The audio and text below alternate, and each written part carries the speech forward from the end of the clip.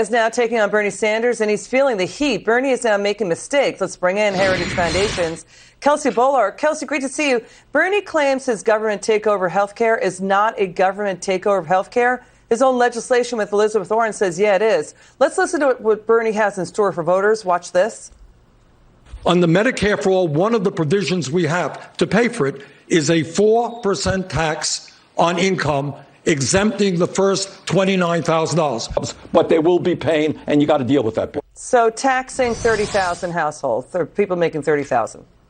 Liz, first off, Medicare, Medicaid, whatever you want to call it, for all, is obviously a government takeover of the healthcare industry. It means you have Bernie Sanders telling the American public you have one option, one plan for your healthcare, and if you don't like it, too bad, because it is illegal to go out and seek any other plan. So it's important to make that clear. Now, as for the cost, Bernie Sanders claims it's impossible to communicate how much it really will cost. Well, there have been 3 independent analyses that have all found that this plan would cost somewhere around $32 trillion just for 10 years. And that means raising the taxes, payroll taxes, for 70% of Americans. And so when you put those facts in front of Americans, you know, government-funded healthcare might sound great, but once they actually hear about these details, what it will cost, and the fact that they have no other alternative if they're not happy with what Bernie Sanders provides, it suddenly becomes deeply unpopular.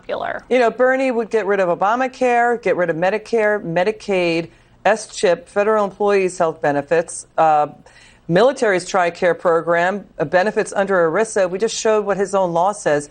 Bernie, though, is misleading. Even his own former campaign manager, Simone Sanders, is now working for Joe Biden, says you can't be Donald Trump with double talk and not being, you know, clear on your socialist health care plan. Here's Margaret Brennan pointing that out to Bernie Sanders. Watch this. You're advocating for the empowerment of the U.S. government to take over the entire health care system. This just optically looks like the party can't run its own caucus. Margaret, that's not a true statement. I'm not advocating for the United States government to take over the health care system. What I am advocating for is an expansion of Medicare. Medicare exists. Right. I want to expand it over a 4-year period. Which would be administered by the U.S. government. And precisely. Okay. He's trying to have it both ways. He's trying to say expand Medicare, but it's a government takeover. It's everybody gets put inside the government. Your reaction? Liz, that was deeply dishonest, the way Bernie Sanders described that, because what this healthcare proposal that he has proposed both in the Senate and now as a presidential candidate would mean government bureaucrats are making decisions about what type of healthcare you can purchase and how much it costs. That means there's no private sector competition. That means you get one choice whether you like it or not. You know, Bernie's also now trying to rebrand his image as a, quote, Democrat socialist. He's not a communist, he says. But even in Democrat socialist countries like Sweden and Denmark, they're saying, we're not what you are selling, Bernie. We're capitalist models that support big welfare systems. In those countries, people pay 15% of health costs out of pocket. Denmark and Finland don't have a minimum wage. They have their own labor unions negotiating with worker organizations and companies for what the wages should be. So, you know, he's constantly trying to retrace and recast and, you know, who do you believe, me or your lying eyes about my history?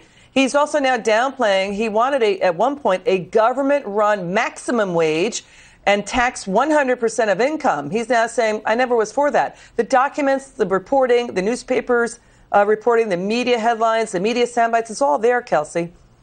Liz, Medicare for All is really only the beginning of the types of proposals that you would be getting under a truly socialist leader.